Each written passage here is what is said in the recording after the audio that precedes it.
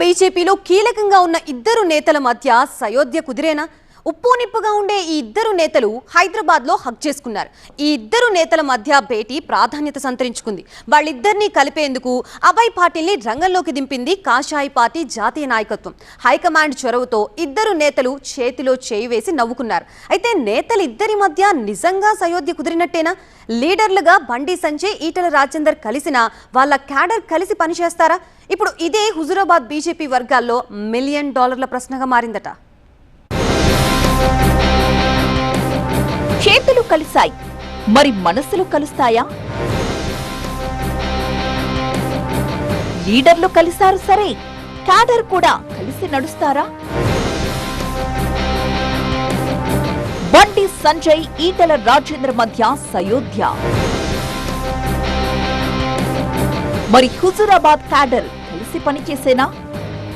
ఉమ్మడి కరీంనగర్ జిల్లాకు చెందిన బండి సంజయ్, ఈటెల రాజేందర్లు రాష్ట్ర బీజేపీలో కీలకంగా వ్యవహరిస్తున్నారు. ఈ ఇద్దరు నేతలు ఎంపీలుగా కూడా ఉన్నారు.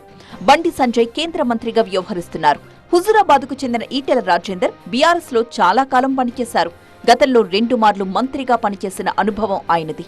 ఆ తరువాత జరిగిన పరిణామాల కారణంగా బీఆర్ఎస్ ని వీడి బీజేపీలో చేరారు.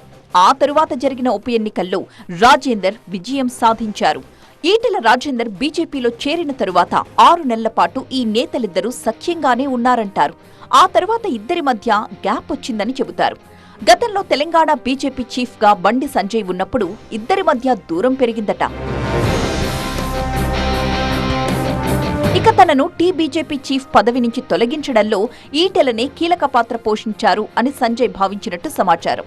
ఆ తర్వాత ఇద్దరు నేతలు ఎవరి దారి వారిదే అన్నట్టు వ్యవహరించారు. ఆ మధ్య జరిగిన సర్పంచ్ ఎన్నికల్లో ఈ విభేదాలు తారాస్థాయికి చేరుకున్నాయి. రాజేందర్ తన అనుచరుల్ని సర్పంచ్ అభ్యర్థులుగా బరిలోకి దించారు. అదేవిధంగా సంజయ్ కూడా తన అనుచరుల్ని బరిలోకి దించారు. సర్పంచ్ అభ్యర్థుల్ని ఇద్దరు వేరువేరుగా బరిలో దింపడంతో విభేదాలు మరింతగా ముదిరిపోయాయట. ఇక సర్పంచ్ ఎన్నికల ఫలితాల తరువాత సోషల్ మీడియాలో 2 వర్గాలు ఫైటింగ్ కి దిగాయంటారు. ఆ తర్వాత హుజూరాబాద్కు చెందిన ఈటెల అనుచరులు హైదరాబాద్కు వెళ్లి తమ అసంతృప్తిని బహిరంగంగానే వెళ్లగక్కారు. దీంతో అప్పట్నుంచి ఈటెల, బండి వర్గాల మధ్య ఉప్పు నిప్పులా రాజకీయం నడుస్తోందంటారు. అయితే 2028 అసెంబ్లీ ఎన్నికల్లో గట్టి పోటీ ఇవ్వాలంటే ఈ ఇద్దరు నేతలు కలిసి పనిచేయాలని బీజేపీ జాతీయ నాయకత్వం భావించింది. బీజేపీ జాతీయ అధ్యక్షుడు నితిన్ నబీన్ రాష్ట్ర పర్యటన సందర్భంగా ఈ అంశాన్ని గుర్తించారు. దీంతో ఇద్దరి మధ్య ఎట్టకేలకు సయోధ్య కుదిరింది. అయితే లీడర్లు కలిశారు సరే, కానీ హుజూరాబాద్లోని క్యాడర్ కలిసి పనిచేస్తుందా అన్న సందేహాలు తెరపైకొస్తున్నాయని సమాచారం. ఇప్పటికే హుజూరాబాద్ సెగ్మెంట్ బీజేపీలో అంతర్గత విభేదాలు పెరిగాయంటున్నారు. అక్కడి పార్టీ క్యాడర్ 2 వర్గాలుగా చీలిపోయి సోషల్ మీడియాలో ఒకరిపై మరొకరు పోస్టులు పెట్టుకునే వరకు వచ్చింది. అయితే ఇద్దరు నేతలు కలిసి హుజూరాబాద్లో తమ అనుచరులతో సమావేశం నిర్వహిస్తే విభేదాలు సద్దుమణిగిపోయే అవకాశం ఉంది అంటున్నారు. దీనికి ఎవరు చొరవ తీసుకుంటారో చూడాలి మరి.